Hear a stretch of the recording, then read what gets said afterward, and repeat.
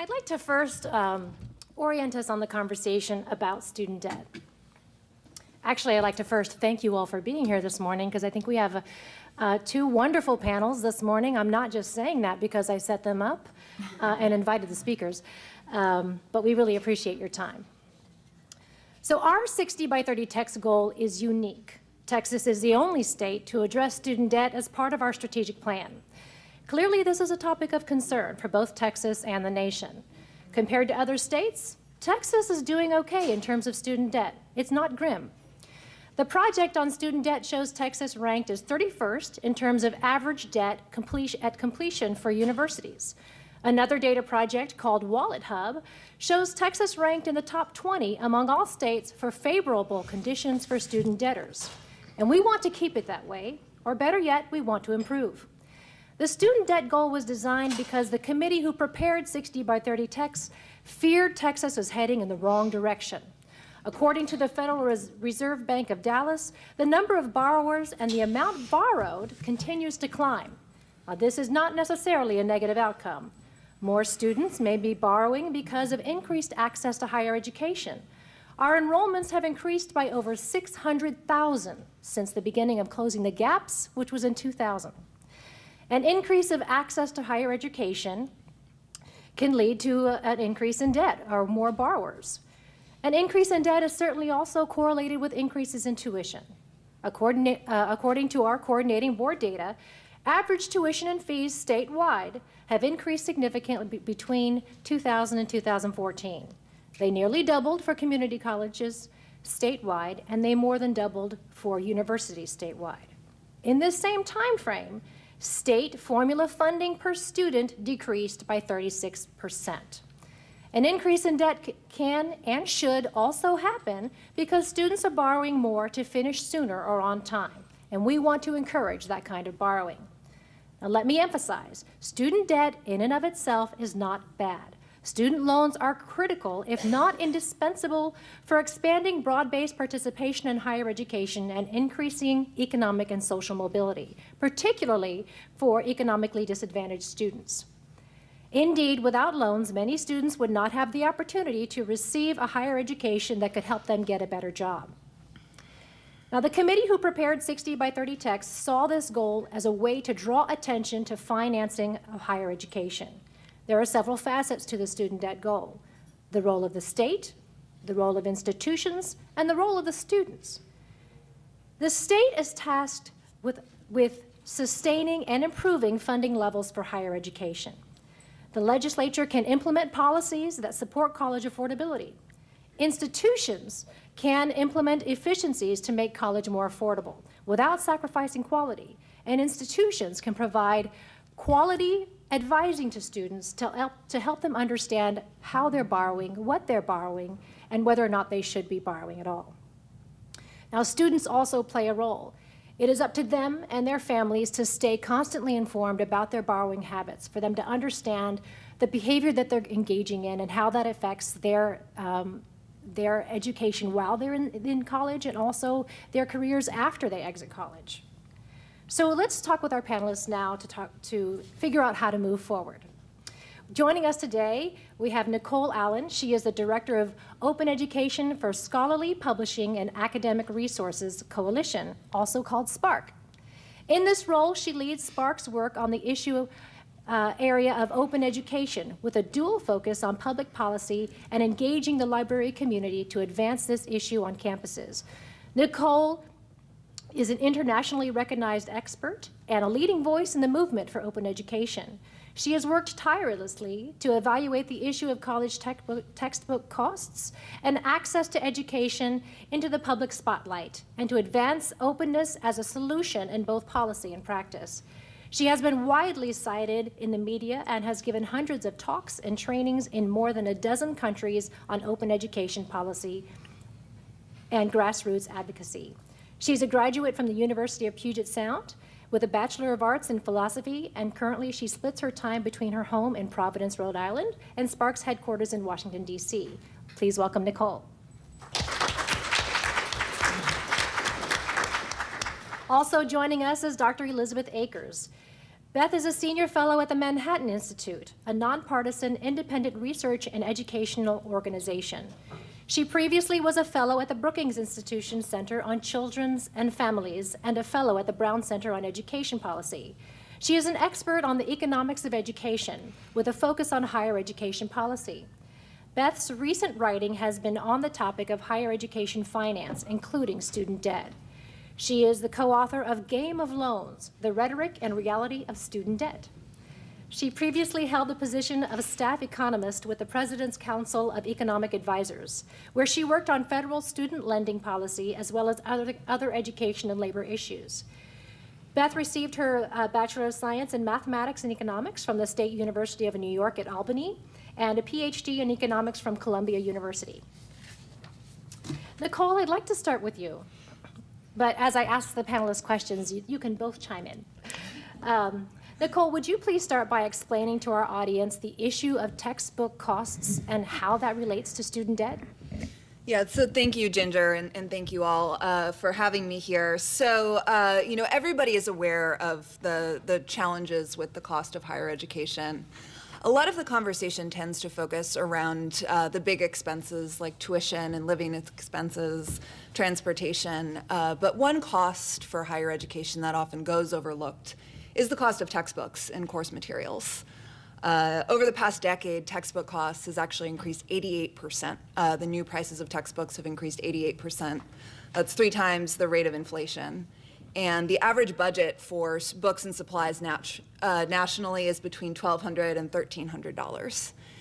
And if I were to ask you to guess what the most popular college calculus textbook costs, how much do you think it would be? $500, a little bit less than that. So $328 for calculus, where there hasn't been a major breakthrough in about 300 years.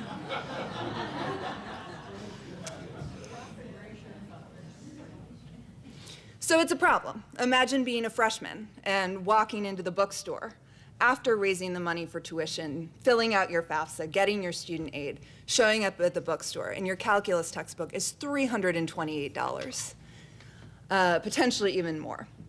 So it's a problem, and it's getting worse. Students, there have been a bunch of studies recently that show that students actually aren't buying their required textbooks because the cost is too high. 2 out of every 3 students say that they've now done that at least once. And that's especially important when we're talking about underserved populations and the most financially disadvantaged students. It can be the difference between continuing in a course or dropping out because of the cost. And obviously these costs add directly to student debt, but they also can have a disproportionate impact by slowing down the rate at which students take courses. So they take fewer courses because they have to pay for textbooks. It can force students to drop out or not complete. And one fact that I find particularly compelling is that students with the lowest loan or the lowest debt burdens at graduation tend to have the highest default rates. And for a 4-year education, textbook costs are add up to potentially about $5,000. And that's the $0 to $5,000 is the bracket with the highest student loan default rate. So if we can eliminate those costs, it can have a huge impact on students' ability to manage their debt or just not go into debt in the first place. Thank you. It's been a while since I was in school, so I have forgotten the high price of textbooks. So that was not a pleasant reminder, but a useful one. Thank you. Beth, I'd like to turn to you because in a 2000 report called Are College Students Borrowing Blindly, you and your colleague Matt Chingos found that many students don't actually know what they owe. Can you please share the major findings from that report? Sure. So first of all, thank you for having me. It's great to be able to have your ears this morning for a few moments.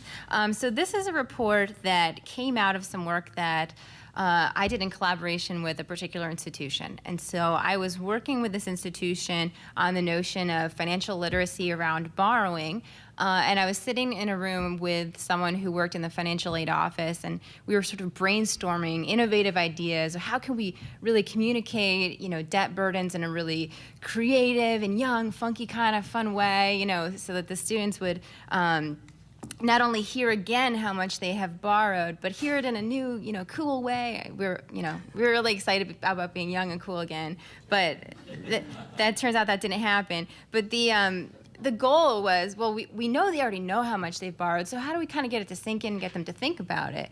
And the financial aid professional turns to me and she says, they don't know how much they've borrowed. Are you kidding me? She said, go out on our campus and ask any one of our students how much debt they have, and they're not going to be able to tell you. And we were blown away, which shows how uncool we are because we don't know what's really happening on the ground. But we have in mind this model in which people are making financial decisions about college, shopping around, thinking about how to spend their scarce dollars in a particular way. It turns out that's just not how the system operates at all. So this research paper was actually inspired by that conversation. We said, look, maybe people on the ground know this is happening. People in Washington certainly don't know this is happening. I think people at the higher levels of administration don't necessarily know what's happening. So what we did is we created a survey at that institution where through their administrative data, we knew how much the student was paying, we know how much they were borrowing, and then we asked them, how much are you paying and how much are you borrowing? Turns out the students had absolutely no idea, first off, how much they were paying. Only about half of the students could get even close to what they were paying. This is in their first year of study, so not long after getting, the acceptance in the mail and all of that. About half of them could get within $5,000 of their overall cost. And this is at a public institution, so we're not talking about a $50,000 a year expense. So $5,000 is pretty huge leeway to get it right, and there's still half of them are missing it. So we also in that survey asked them about debt. But we quickly realized that we didn't need to use just this institution's data. There's actually a national data set that would allow us to look into this issue at a national level and see what's happening more broadly. So when we answered the same question on debt at the national level, we looked at people who we knew from the data had federal student loans. And we said, do you have debt? Or the government survey said, did you have debt? A third of them said, I do not have any student debt.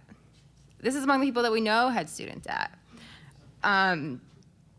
So, I mean, it's incredibly concerning to know that people are making these critical decisions about higher ed that will have impacts for a very long time into their lives without full information. And it's going to be a challenge going forward to figure out how to address that. There has been some movement in trying to fix that problem, but I can talk about it a little bit more in other ways that I don't necessarily think they're working in the ways that people think they are working. So I think there's a lot of work left to be done on how to bridge that information gap, not just to get the information into the students' hands, because the information exists. I mean, they can log online, they can stop by their financial aid office. The information is there for them, but they're not absorbing it, they're not using it to make decisions. And so it's a huge challenge for higher ed going forward. Thank you. That is, I remember when I first saw the results of that, I actually wasn't surprised because, again, it's been a while, but I remembered my experience and I didn't pay attention to what I was borrowing. But the 5,000 number that you just talked about really resonates with me right now because I'm now thinking about the $5,000 that Nicole just mentioned are the costs of textbooks and how students may just be leaving that out, not even thinking about the cost of textbooks when they're thinking about their borrowing. And open education resources really is a fantastic way to reduce that cost. So could you share with us really how do you define open education resources? What's the best way for decision makers like this to understand what that is? And then how do you communicate that to students? Sure. So the solution to the high cost of textbooks that we advocate for is open educational resources. And it comes back to this idea of using technology to improve student outcomes and more efficiently share information in today's world. We saw a quote from Carol Twigg this morning about how technology can help boost student outcomes. But it's really important to recognize that technology has to be done efficiently and effectively. And there are all sorts of challenges that come along with using content. It's not, or digital content. It's about getting the devices. It's about having the right software. It's about purchasing the content from the publisher if that's how it's created. And you discover that the digital content that's available today through traditional publishers comes with very restrictive licenses and is often very expensive. For example, that $328 calculus textbook I mentioned, you can get a digital version of that for $150. So it's cheaper, but it's not affordable. So the solution we advocate for open educational resources are digital content that is available under an open license, meaning that anybody, anywhere has permission to freely use, adapt, and share the content. So when I say an open license, I mean that applies to copyright. So the digital files come with the copyright permission to not only use it and share it, but actually edit it and modify it and make it locally relevant. And that's really important when we think about how we can use technology to more effectively educate students. Rather than using textbooks that may have been written in another part of the country, you can use educational content that's meant for this part of the country. So there are a variety of different ways that these resources are being created. So 10 years ago, there wasn't the kind of digital content that's available today. But now there are hundreds of textbooks that are written and available as open educational resources. It's not just that they're available online, they also come in print. So this is an example of an open textbook that is published by a project called OpenStax that's based here in Texas at Rice University. And this book is free to read online. You can go to OpenStax, OpenStax.org, and download that full text and read it right now. If you want to get a hard copy like this, it's full color printed. It costs about $40 to students. Whereas a traditional version of this textbook from another publisher would cost $200. And the great thing about these resources is that they can be adapted by professors and localized. So instead of having a 1,000-page textbook that you cover 5 chapters of, it can be shorter and tailored to only what the professor wants to cover. And then there are lots of other types of resources that are available for free online, from video lectures to notes to PowerPoint slides. Some of you may have heard of Khan Academy, which is a set of online videos that have been proven very effective at helping to teach students math. So it's about leveraging all of the great digital content that's out there and delivering it more effectively to students. Thank you. So I'd like to pose a question to both of you. And it seems like at the coordinating board, one of the things we struggle with is communicating with students or thinking about effective ways to communicate with students. And I think campuses also deal with this. So Beth, when you're thinking about how to communicate to students what they're borrowing, what kind of messaging will they pay attention to? And Nicole, when you're thinking about messaging the opportunity to use OER, open educational resources, to students, how do you reach them? So, in my space, where I'm squarely concerned about financial literacy and debt and costs, and others are concerned about this as well, there has been some experimentation in this space of trying to figure out really what works. You might have heard Indiana University took some big steps, maybe it was about 2 years ago now. They had a big initiative around student debt and reducing student debt, and one of the pieces of that initiative was to send a letter to their students. So I believe it was in the fall semester, the students received a note that said, this is how much you're borrowing, just so you know. It gave them their balance and some other information as well. And they examined what happened to borrowing at that institution in the following year, and it was very, very widely reported that borrowing went down significantly. I don't remember the statistics. And so I thought, gosh, that's a really curious thing. I wonder if that works more broadly. So in conjunction with the project that I was previously talking about, working with institutions and expanded to a number of institutions, we actually replicated the work that university had done with those letters to see, does in fact this make a difference with student behavior and with their literacy around their costs and their debt. That report is pending publication in the next couple months, but just to give you a preview, what we found was that these letters in isolation are not the silver bullet. So when we measured precisely when there's only an intervention of a letter, just sending students this information. In fact, it has no impact on their level of knowledge about how much they've borrowed, no impact on their knowledge of how much they're paying, and doesn't seem to show up in their behavior in terms of course taking, dropping out, or borrowing. So sort of a discouraging finding, but I think the takeaway is that we had an institution that created a change in the culture around debt and around information about finances, and they had a big impact. And what we did was we said, well, is this the one piece that was a silver bullet? Turns out it's not. And that tells us that in order to make significant changes in students' behavior and students' understanding of this issue, we need to have a more comprehensive change in what's happening on the campuses. There's no single method to get this information across to students, get them to internalize it. There's been a lot of work in higher ed about how text messaging can make a big impact on transmission of information.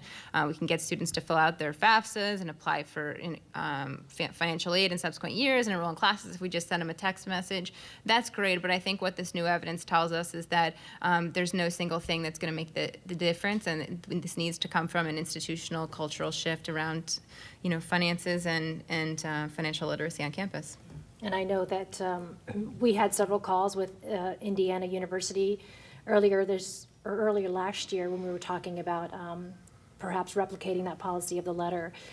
And they talked about their financial literacy efforts, and they were very engaged with their student community. I mean, on all of the tables in their lunchrooms, they have little flyers that say, do you need help? Do you need to understand your debt better? Call this number, go to this office. So they were there was a lot of outreach happening in terms of their financial literacy, so that makes sense. Nicole, what have you found works in communicating with students? So with textbook costs, I think that's one area where students are actually quite financially literate, most especially after their first semester. Students figure out pretty quickly that textbook costs are really, really high, and that there are a lot of strategies for addressing it right now. So there's not much students can do in the sense that once the book is assigned to them by the faculty member, they have to buy whatever they've been assigned. It's not really replaceable in the sense that they could just pick an OER instead. That decision needs to come from the faculty. But in terms of managing the cost of the resources that they have been assigned, students have a lot of different options at their fingertips. A lot of students go online to purchase resources instead of the campus bookstores. A lot of students will end up, borrowing or sharing a copy from a friend. A lot of professors will have sample copies of the textbook that students can borrow, and libraries are playing an increasingly important role in helping students locate access to books, like keeping a copy on reserve. And while none of these practices are actually going to help solve the problem in the long run, it is a way to help students reduce their costs in the mean term. And I think that bookstores can be a really helpful partner just in terms of educating students about textbook costs and some of their options. Okay, that's really interesting, because I would have imagined that a bookstore might be a barrier to OER because they're in the business of making money and they sell books. So that's interesting. I'm glad to hear that they're not. Not always. Okay, well, not always. Okay. So Beth, I'd like to turn to one of your other articles. In another collaboration with Matt Chingos in 2014, you had a report called Is the Student Loan Debt Crisis on the Horizon?" Where you argued that the loan crisis being discussed in popular media is largely fiction. So what are the major findings that led you to this argument? And does that argument hold for all student groups, by race, by ethnicity, by economic status? Sure. So let me back up. I always feel like I have to describe why I did the research. I don't know why. I should talk to my therapist about that. But this is a piece of research that's really, it's been an ongoing thread in the past 4 or 5 years of my studies. When I made the change from leaving graduate school to joining Brookings, one of the things that came onto my plate was having to answer the phone when the media called. And I had been a graduate student, knew very little about anything in the real world. I'm not sure I'm much better now, but I knew very little about the way that people in Washington were talking about higher education, knew very little about just really the popular discussion. But I was very familiar with the academic literature. And so what I had studied for a long time in graduate school was this notion of financial returns to higher education. So I was very familiar with all the literature that estimated in many different ways what are the returns to dollars spent on education up front in terms of wages in the future. And so I also knew very well how the federal loan system worked because I had worked on that when I was in Washington previously. And so one of the questions I was getting from the reporters repeatedly was, is there a student loan crisis on the horizon? And I thought, gosh, I don't know. But I don't think so. Because I was using the frame of this academic literature, which says, look, we've got these huge financial returns, and we're subsidizing loans for students. So they're facing something like a 15% rate of return on an associate's or a bachelor's degree, and they're borrowing at current rates of 3.5% or 6.5% interest. Those are huge margins, right? So this is a great deal for students using that lens. And so I'm thinking, where is this narrative coming from? And that's really what pushed me down the road of trying to answer these sorts of questions. So that report and the subsequent work that answered the same question really aimed at trying to describe what was happening in the student loan market without kind of the hysterical lens that's currently being used in the policy discussion, and more of just a descriptive empirical approach. And when we did that, we found that, first off, you look at these numbers that are cited all the time. We have $1.3 trillion in outstanding student loan debt. That sounds very scary. We have the fastest rate of inflation in education relative to any other industry or market in the U.S. economy. We have all of these stories about deep depressed rates of homeownership among young people, delayed marriage, reduced entrepreneurship. So this sounds really scary stuff, but it doesn't really examine at all what's happening at the individual level. And so when we did that, we found that things were really different. So I was really thrilled to hear Nicole talk about the default rates being highest among households with the lowest levels of debt. That's something I've studied as well, and it's a surprising fact, and it's completely inconsistent with the narrative that the media is continuing to portray. If you only learned your news about student debt from reading the New York Times, you might believe that, in fact, the people with the largest debt burdens were the people who are defaulting the most and having the greatest financial hardship. Turns out, empirically speaking, these are the people who have the highest levels of income. They've made the largest investments in education, they've completed their degrees, and therefore they're seeing the highest returns. And in fact, that tells us that they're, in fact, the least in need of support through federal programs, despite the fact that many of the policy proposals that are on the table today would disproportionately help those people. When we look at how much of a burden debt is on a transitive or monthly basis, we see that the typical household, so this is at the median, is spending 4% of their monthly take-home income to repay student debt. This is about on par when we look at studies of how households spend their money. This is about on par with what people spend on going to the movies, going to amusement parks, and things like that. So far less than the other significant expenses in these households. We know that this is also capped by some of the existing safety nets for a student lending program. So the overarching narrative that the sky is falling on debt, that the sky is falling because of student debt, that people with the largest burdens are really struggling the most, is wrong. But that's not to say that there aren't real challenges. And in fact, there are pockets of real challenges, to answer the question explicitly, where we have patterns in which students are facing bad outcomes. I think it's most helpful not to break it down by racial or socioeconomic groups, but rather to look at the behavioral patterns that lead to bad outcomes. In fact, the most widely accepted one is non-completion. So I like to say debt in itself is not bad, but bad debt is bad. What is bad debt? Bad debt is when you've paid for something and it's not turned out to be worth it. It's like being underwater on a mortgage, right? You've paid more for it than it's worth. These are the places where we want policy to intervene, and we know right off the bat one of the places where we're seeing that most often is for people who don't complete their degree. They put money into the degree and are not seeing the financial returns because you don't see those returns until you get to that cliff of going over and having the certificate to take with you when you interview for those jobs.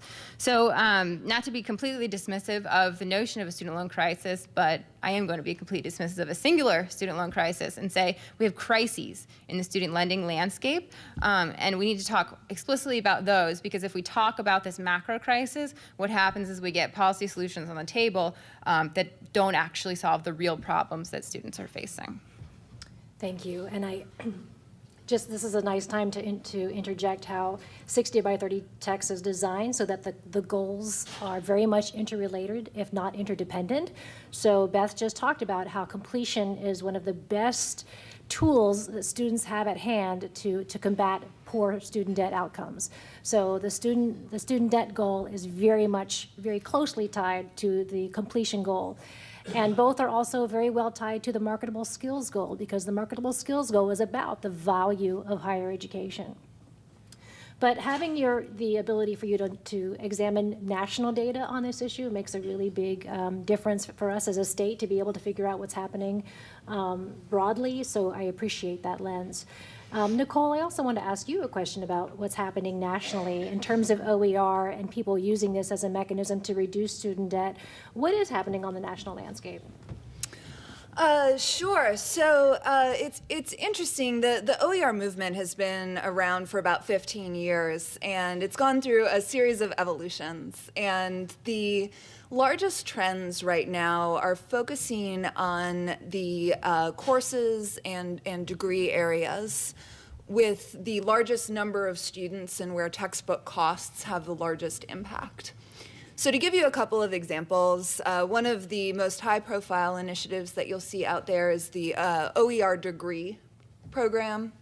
There's a nonprofit called Achieving the Dream that recently launched a grant program to 38 community colleges across the country, including several here in Texas, to develop entire degree pathways that use open educational resources in every single course.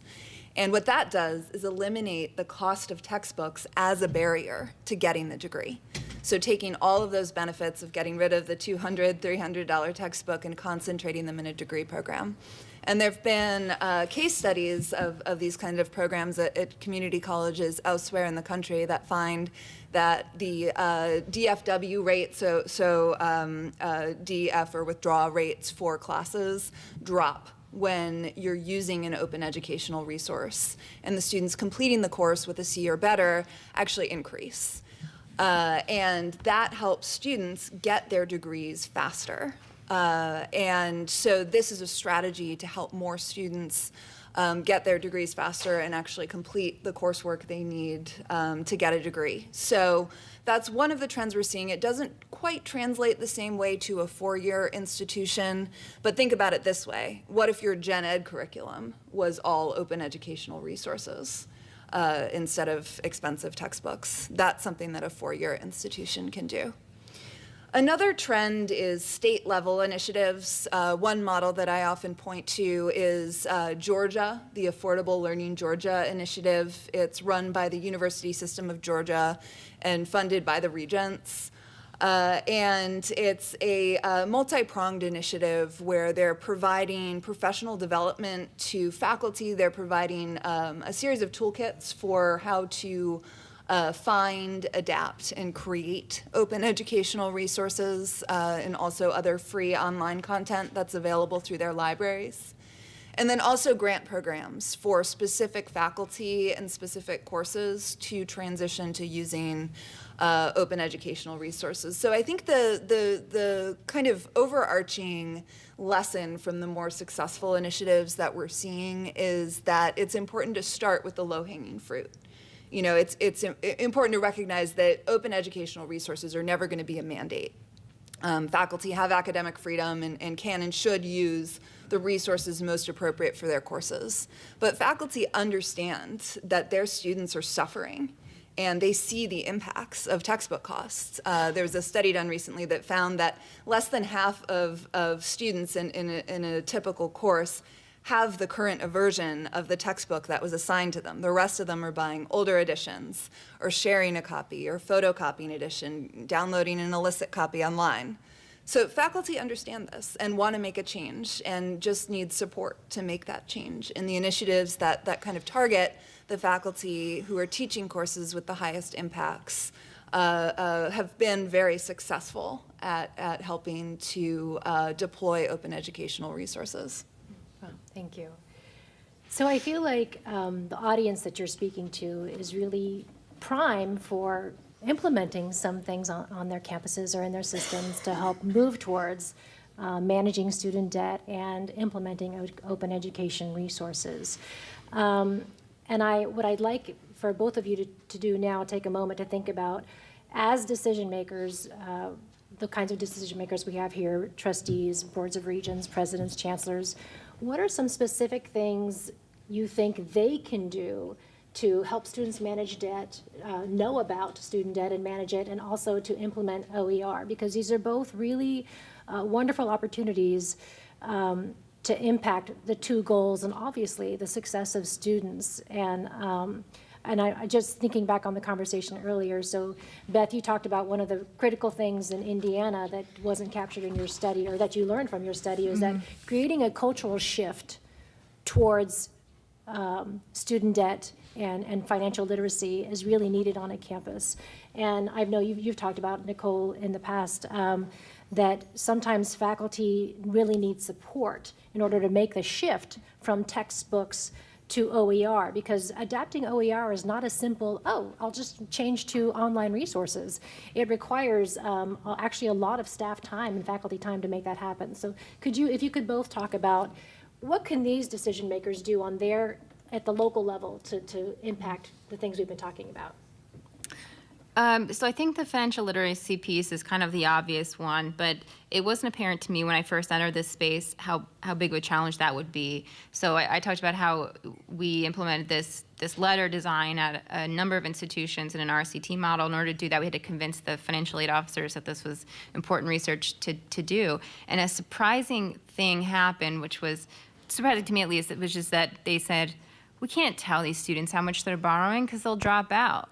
And I thought, oh gosh, that's the last thing I want to hear, because it's incredibly important that students are making the decisions with full information and being able to do for themselves a cost-benefit analysis that ensures that they're not going to get in trouble with debt down the line. So I think that's kind of an antiquated position. I don't think it's one that's widely held, but it's important to know that it does exist. There is some resistance to the notion of full information around financial literacy. So I think experimental efforts around financial literacy are really important right now, because we just don't quite know what works to get students to understand their borrowing. I mean, people are thinking about things like, instead of giving them the big overall number, give them what it's going to mean in monthly payments, and then give them an estimated budget that they're going to be facing in the future, because these are people, if they're young people, who may not have any context for that information. So we need to experiment around ways to get that information into their heads and get them to use it to make decisions.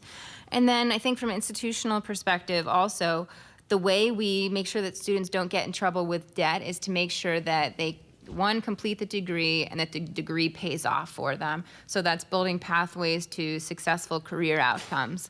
To me, that's the best path forward, making sure that people are making wise decisions on the front end, doing their own cost-benefit analysis and not walking blindly into this financial position, and then also ensuring that if they're going through the efforts to get that degree and complete the education, that education is going to pay for them. So with open educational resources and textbook costs, I think the biggest challenge to overcome is just awareness. So you might be thinking, it's great that there are all of these free resources out there. Why isn't everybody using them? And the challenge is that, it's kind of always worked the way it's worked with expensive textbooks, and traditional publishers spend hundreds of millions of dollars on marketing every year that reaches faculty. And there isn't the equivalent doing the same for open educational resources. So you as leaders do have an opportunity to help raise awareness on your campuses and the institutions that you govern about open educational resources as a solution. Does your sociology faculty know that there is a free sociology textbook out there that they should take a look at and consider whether it's appropriate for their courses? And as Ginger mentioned, of course, support is another key issue. Even, currently about 25% of faculty nationally are aware of open educational resources generally. Fewer have used them because it does take effort to switch from using one textbook to another, regardless of whether you're switching to an open resource or not. And the most successful initiatives we've seen on the support front are campuses that think about professional development that you're already doing. Can you leverage that to work with faculty on open educational resources? Also, your libraries are a key partner in this, because libraries, their function is to help identify and curate and provide access to high quality information. And they have the kind of relationship with faculty that maybe administrators don't. Where they can have a conversation about course materials and it's not politically loaded. So libraries have been really effective in working with faculty to identify resources that they can use to replace expensive textbooks. And then finally, I think a lot of the most effective initiatives actually are on the program front, not the policy front. It's, small, even just small amounts of funding can have a really large impact when implemented in the right way. But there are a few policy steps that can be useful. I think clarifying your intellectual property policy to give faculty the ability to openly license resources that they want to share. Your faculty are creating a lot of really high quality resources just in the course of their teaching that they could share if they wanted to. Do they know that they have the right to do that? And do they also feel supported by policy if they do want to go in the direction of open educational resources? Is that something your institution supports if faculty want to go in that direction? And then finally, I won't go into detail, but I will mention that kind of the biggest policy change that can influence this area is with just about any form of change in the academy is the tenure and promotion process. I know that that can be a third rail issue, but are there ways that you can recognize the use of innovative open learning materials in courses as part of the teaching profession, or the publication of open resources that are used not just by the couple thousand people that are going to buy the book, but literally millions of people across the world with access to the internet? So just a few things to think about in that space. I think just reiterating the point that, start with the low-hanging fruit, and because there are plenty of people that want to make the change, and remember that all fruit does fall eventually. Thank you. So I appreciate you mentioning policy possibilities, because at the state level, we have some policies that we're advocating for, and I'd like to share those with you. But first, I just want to bring us back to center and remind us all of the student debt goal, which is that by 2030, undergraduate student loan debt will not exceed 60% of first-year wages for graduates of Texas public institutions. So it's a debt-to-wage ratio, and that 60%, remember, is a statewide goal, and that's where we've been for about the last 5 years. So we're really wanting to monitor this to make sure that it doesn't go beyond 60%, or if it does, why is that happening? Or if it falls below 60%, why is that happening? Because remember, student loan debt is not bad in and of itself. It helps students complete sooner, and it also brings them to that point where they actually get the degree, which, as we know, is what really pays off. But at the state level, aside from having the goal, we at the coordinating board have recommended to the legislature that they consider implementing a letter, much like Indiana. But as Beth has explained, it's not the letter in and of itself that's the silver bullet or the magic bullet. It's financial literacy. And so the planners of 60 by 30 TX recognize that too. And there's a strategy in the plan that we have a statewide financial literacy advisory committee. And that committee is meeting for the first time in the next few weeks. So at the state level, we're trying to come up with ideas on how financial literacy can impact students, and hopefully give you some feedback and advice on what you can do at your local level.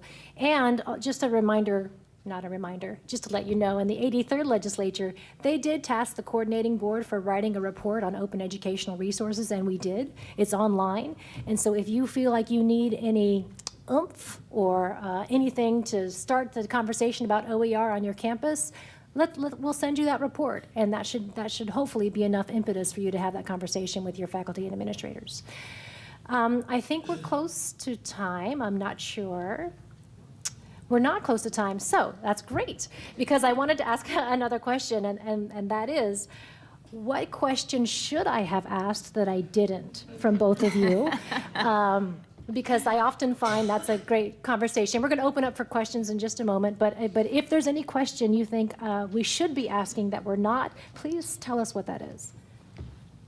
I defer to the lady in the audience who had a question, actually. I don't know if you have one. Yeah, let's go to the audience. Okay, sure. We'll open it up to you. What question should I have asked?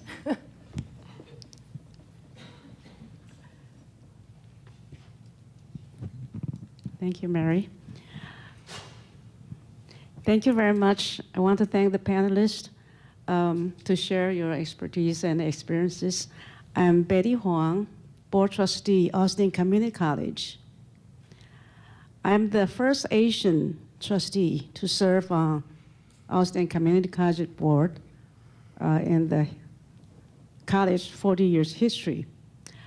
I'm so glad we have a big goal in Texas, 60 by 30, to help and to reach that big goal to have more students and more young people with degrees to compete in the global competitive market. Now, I'm very shocked. I was raised in a different culture. I'm very shocked and very kind of embarrassed to know our college students burdened with debt while we live in the richest country in the world. And it's beyond my comprehension. I couldn't understand this. And now we talk a lot what we should do to help them. We talk a lot and a lot of good ideas. But to me, it's very important. The fundamental problem of student debts came from the family support. It's the parents' responsibility, it's the children's responsibility to help themselves, to save money, save every penny for education. And education is the most important thing. So in other words, the highest priority in their lives. You probably have seen a lot of reports. The Asian student in higher education doing better. Have you ever asked why?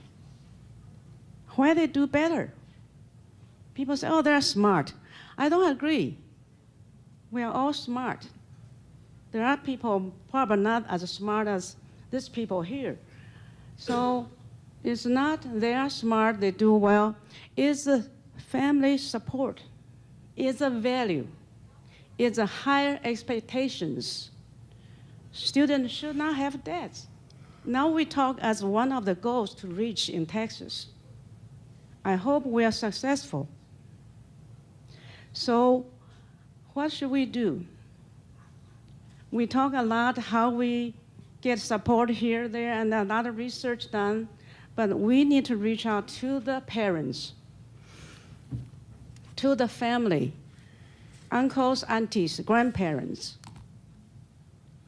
And that's the kind of secret for the Asian families. The kids don't have debts, few, maybe few. And the parents will have a saving account when they have a child. And that account, they put any money in. And they don't spend money for something else unless they do have extra. So that's a priority thing. And the children, when they were little, probably around 10 years old, they also have a saving account.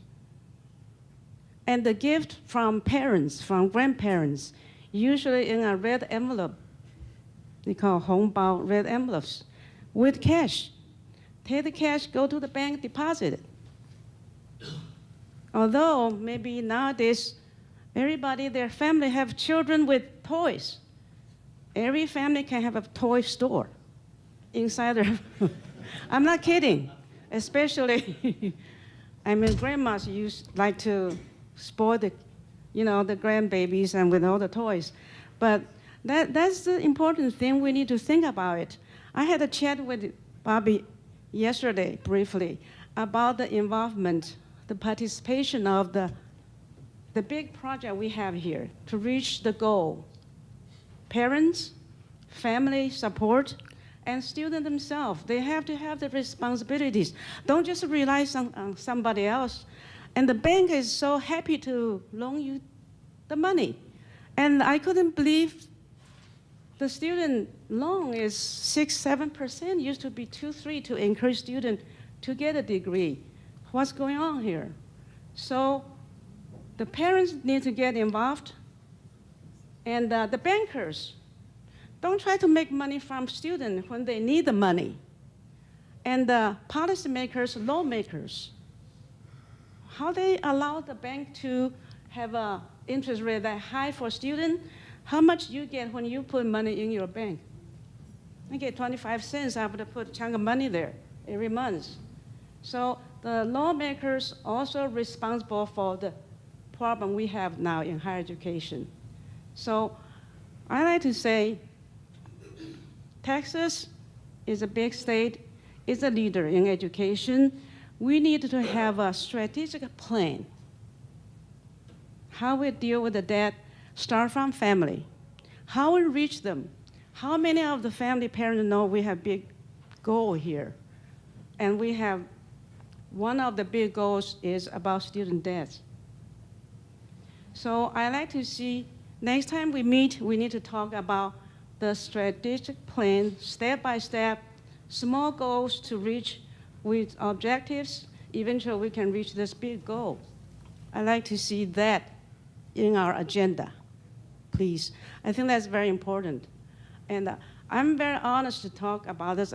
I hope I don't offend anybody. I think parents really need to be responsible for the student education. And there might be a big cultural shift. It's hard, but we have to do it. We cannot say it's hard. Oh, they didn't get education. But a lot of four-year college, their parents got good education. So we will start in community college and four-year college. And I believe we can success. I hope you agree.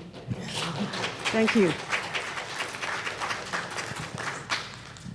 So your point is well taken, and as we struggle to figure out how to communicate with students, because every time they find a platform like Facebook or Snapchat or texting and we try to use it, they leave immediately because adults are trying to co-opt their new communication system.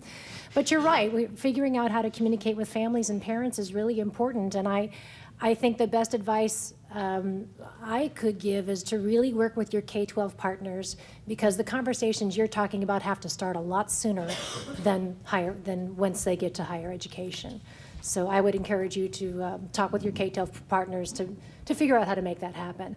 Our panelists, do you have anything you could offer? Yeah, I think that a lot of times in settings like this, we can make the mistake of imagining that all students have the experience that many of us had, which is that we left our parents' home and went to a traditional college experience. But I think it's important to remember, especially in a policy setting, that traditional students, the ones who leave their parents' home and go directly to college and maybe have some sort of financial or other support in going to college, are now the minority of the United States college students.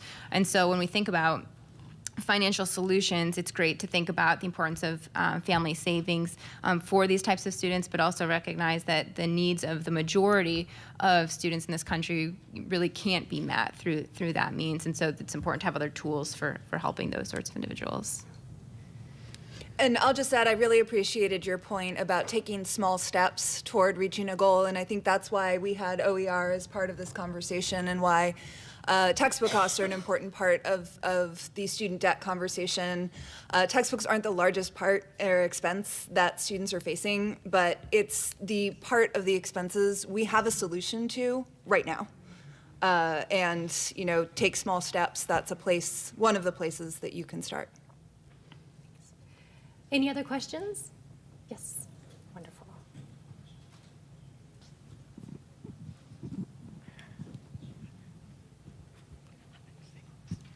Good morning. My name is Stephanie Martinez, and I am the A&M University System Student Regent. So I think I'm unique in the aspect, there's only a few students here, but I am that student who pays the $300, not only for that book, but for many books. I'm a graduate student in Laredo, and I think that one of the biggest issues, I'm very passionate about student debt, and I can state that I am very lucky in the fact that I owe $0 up to now. I'm almost done with my master's, and I have the money saved up to move on to a PhD program in December.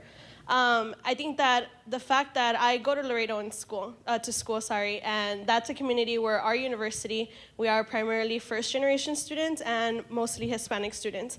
And that is the case for a large amount of schools in Texas. Something that we don't analyze and that at our level, and I'm very lucky to be at this level now, but in the level that I was last year, just a student, we don't realize that a lot of our parents didn't go to school. So I work with orientation, and I work with the students, and we tell them, don't accept anything, go home and discuss with your parents.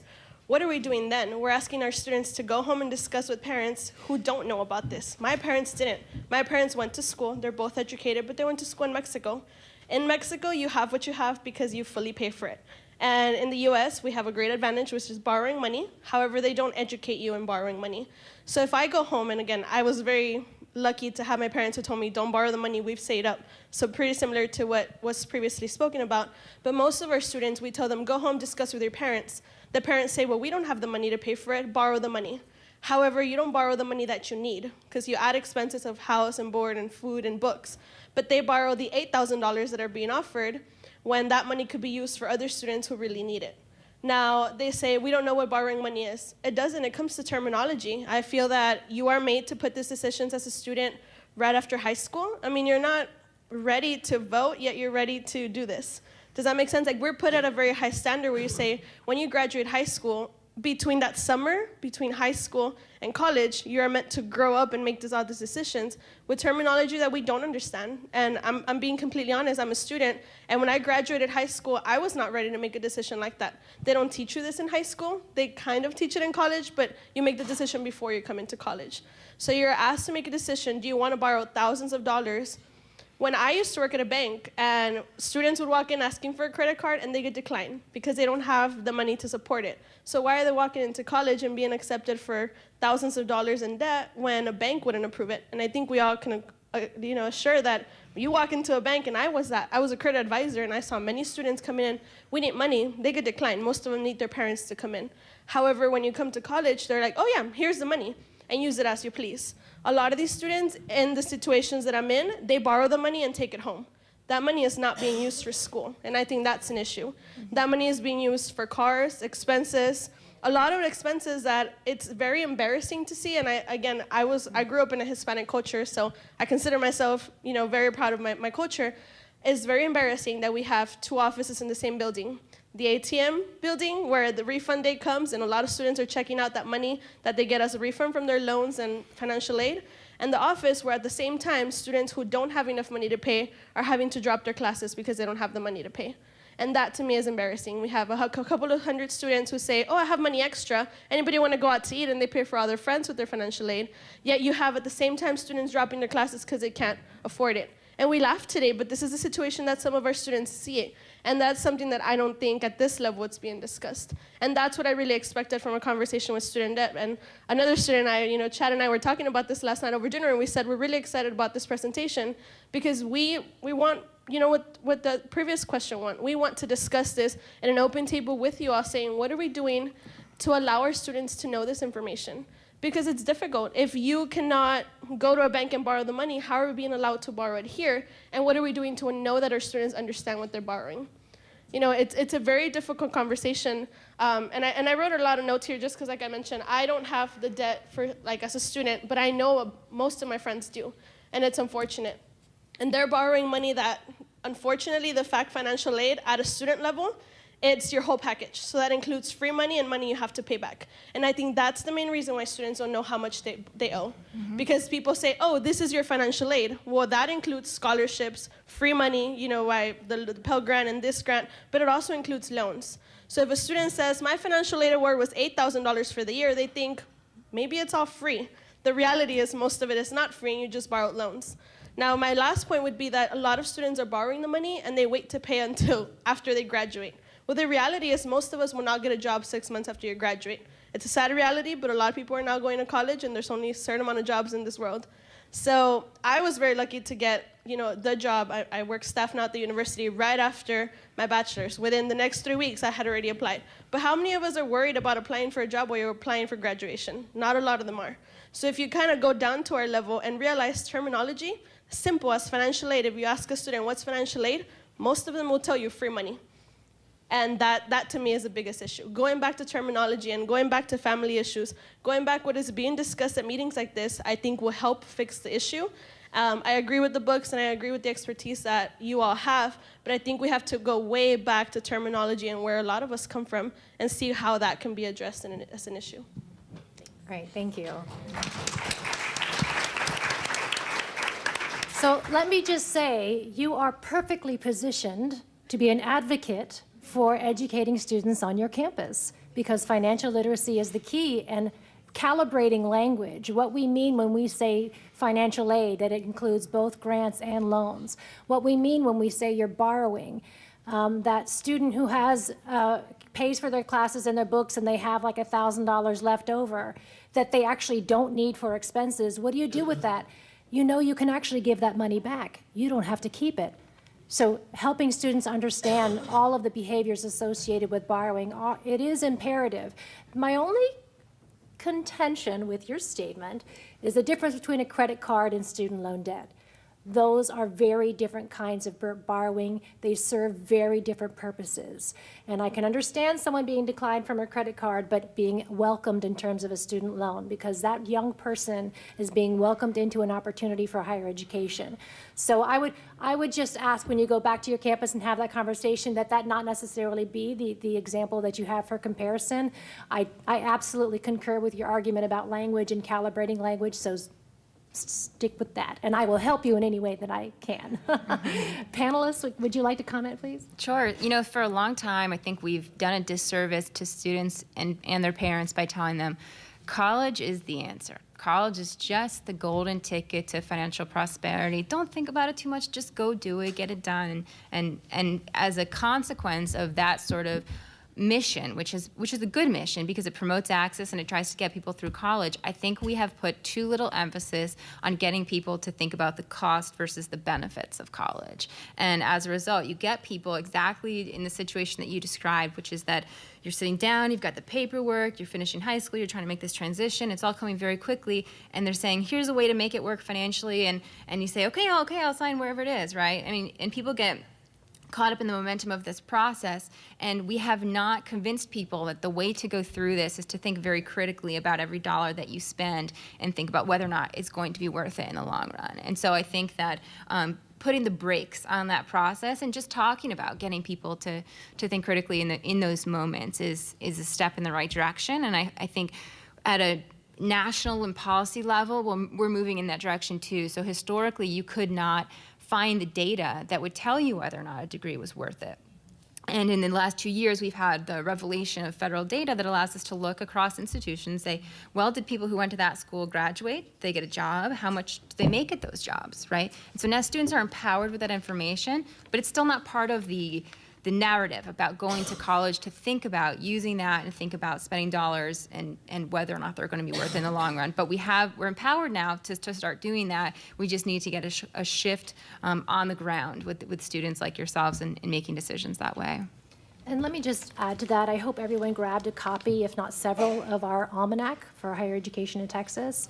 So in this, I think it's page 13, Julie, correct me if I'm wrong, where we talk about earnings based on major or degree level. And looking at the return on education by major is very informative, but doesn't tell the whole picture if you're just looking at 1 year out or 3 years out or even 5 years out. We have data showing 10 years out, and all of our graduates are doing fairly well. So your degree can pay off. It may take a little bit longer for the psychology major than it does for the engineering major, but it will pay off. Nicole, did you have anything you wanted to add to the question? I will just add bravo to you and the idea of student trustees. The world needs more articulate, passionate advocates for the student perspective, so thank you.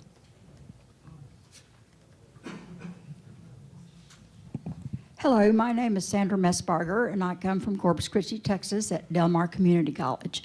I see this scenario all the time. We also have another issue, more on the workforce, but we have these 20, 21, 23-year-old young men leaving the industry of pipe fitting, because we're growing very much in that, welding, and also in the medical field, and immediately they make $60,000. And in 2 years, they owe 120. So I think basically our challenge should be to give all our high school kids, but sometimes there's not that cooperation. It's kind of, you keep your thing and you stay in high school, and that's, you know, hi and goodbye. We need to have that finance class, and a real finance class, before they graduate from high school. Bank, saving, loans. They don't understand interest. And my parents were not wealthy, but didn't have a college degree. However, my mother put 3 girls through, and then she went. So we all worked during the summers and did all of that to get there. So we knew the value of a penny, the way my mother used to say. And I think the big problem is that our kiddos, our students, young people, are coming out of the 12th grade with no vision. Yes, go to school. As a matter of fact, I have now started substituting in high schools a couple of days a month, because I want to know what their thought process is about making that jump. And it's amazing. They have no earthly idea. So maybe this group should think about some kind of course that could give them this information, or an orientation when they first get to college. However, I think that's too late. It's not a matter of not wanting to pay back, but if they run into some problem, whether it's a teacher, a book, they go, okay, I can't do it, bye. And they've already got that money in their hand. So it's difficult for them then to find a job, to be able to pay back. That's not an excuse. That's not what I'm saying. But I think we need to make them tougher and know what they're getting into when they go into college. I'm assuming the $120,000 you were talking about for someone who had a welding certificate is not student debt? That's a new truck. Okay, that's okay. Well, not that that's okay, I just was making sure that well, I appreciate the comment, and I think this is information we can take back to our Financial Literacy Advisory Committee, as I mentioned. That is starting to meet in the next few weeks. And these are the kinds of things they're going to consider, is how do we really get that education component to students at a time when it will actually serve them well when they enter college. So I saw we have another question, but unfortunately we are out of time, so we need to hand it off to the next panel. Thank you all. Thank you, panelists, Nicole and Beth. We really appreciate it.